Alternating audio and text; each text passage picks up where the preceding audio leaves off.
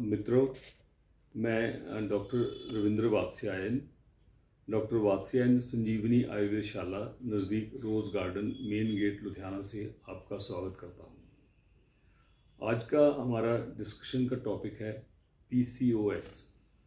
इसको PCOD भी बोलते हैं। इसका मतलब है पॉलीसिस्टिक ओवरी सिंड्रोम या पॉलीसिस्टिक ओवरी डिजीज़। एक तरीके से देखा जाए तो ये चाइल्ड बीयरिंग एज की जो वुमेन हैं उनके लिए ये एक बीमारी एक एपिडेमिक के तौर पर फैल रही है। रोज़ हम कितने ही केस देखते हैं जो किसी न किसी लक्षण को लेकर, पॉलीसिस्टिक ओवरी डिजीज़ से मिलते लक्षण को लेकर हमारे पास क्लिनिक में आते हैं। अब प्रश्न रहा कि पॉलीसिस्टिक ओवरी डिजीज़ है क्या। हम सब जानते हैं कि जो चाइल्ड बीयरिंग एज के दौरान प्रति माह जो वुमेन है उसके ओवरी से ओवम रिलीज़ होता है जो बाद में स्पर्म से मिलकर जिससे कंसेप्शन होती है।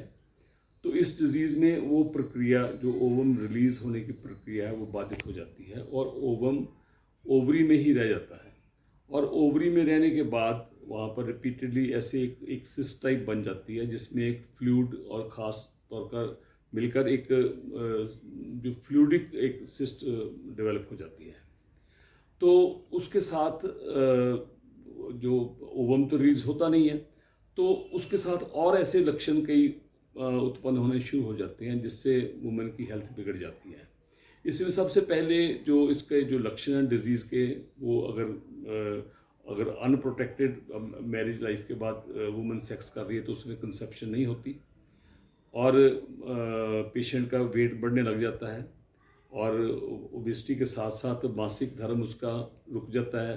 कई बार 2-2, 3-3, 4-4 महीने पेशेंट को मेंस्ट्रुअल फ्लो नहीं आता और उसके साथ इस पेशेंट में लो एस्टीम और इरिटेबिलिटी और साथ उसके फेस के ऊपर उसके एक्ने और पिंपल्स ऐसे निकलते हैं चीज़ें। क्योंकि इस डिज़ीज़ में हार्मोन्स का जो, अगर हम मॉडर्न व्यू पॉइंट से देखें तो हार्मोन्स का जो इम्बैलेंस है, प्रोजेस्टेरोन ईस्ट्रोजन दोनों का हो जाता है। साथ ही मेल हार्मोन्स भी बॉडी में बढ़ जाते हैं। तो इसके साथ जो मेल सिम्टम है जैसे चेहरे पे बालों का उगना है, आवाज़ का बदल जाना, तो ये सिम्टम भी साथ साथ पैदा होते हैं। तो बहुत से पेशेंट हैं वो कभी कभार उनको ऐसे भी है कि प्रेगनेंसी हो भी जाती है, लेकिन आमतौर पर इनफर्टिलिटी का रीज़न PCOS बहुत बड़ा रीज़न होता है। और जो अनब्याही जो लड़कियां हैं उनके पेरेंट्स का तो मेन अपनी बच्ची के लिए मेन चिंता का विषय उनका पॉलीसिस्टिक ओवरी डिजीज़ को लेकर बहुत ज़्यादा होता है। अब रही बात इसका ट्रीटमेंट की, तो जो मॉडर्न व्यू है उसके बारे में तो उसमें तो हार्मोन्स और बाकी चीज़ें ही देते हैं, लेकिन आयुर्वेद ग्रंथों में एक श्लोक आता है कि विकारणाभिजिह्यात् कदाचिन, जिसका मतलब है कि हम अपने पेशेंट्स की दोषों के हिसाब से उसकी चिकित्सा करते हैं। तो ये चूँकि हार्मोन्स की इम्बैलेंस की डिजीज़ है, इससे पित्त और वैसे तो त्रिदोष की विकृति है, लेकिन ख़ास तौर पर पित्त की विकृति के कारण और वात की विकृति के कारण ये डिज़ीज़ ज़्यादा पैदा होती है। तो उसमें हम पेशेंट को सबसे पहले उसके लाइफस्टाइल की मॉडिफाई करते हैं, पेशेंट को प्रॉपर एक्सरसाइज और उसका डेली रूटीन उसका सेट करते हैं और इसके साथ उसको प्रॉपर एक डाइट प्लान देते हैं। क्योंकि इन 3 चीज़ों के करने के बाद ही जो ट्रीटमेंट है वो सही तरीके से कारगर होता है, वो चाहे एलोपैथी में हो चाहे आयुर्वेद में हो। लाइफस्टाइल मॉडिफिकेशन इस डिजीज़ में बहुत ज़्यादा ज़रूरी है।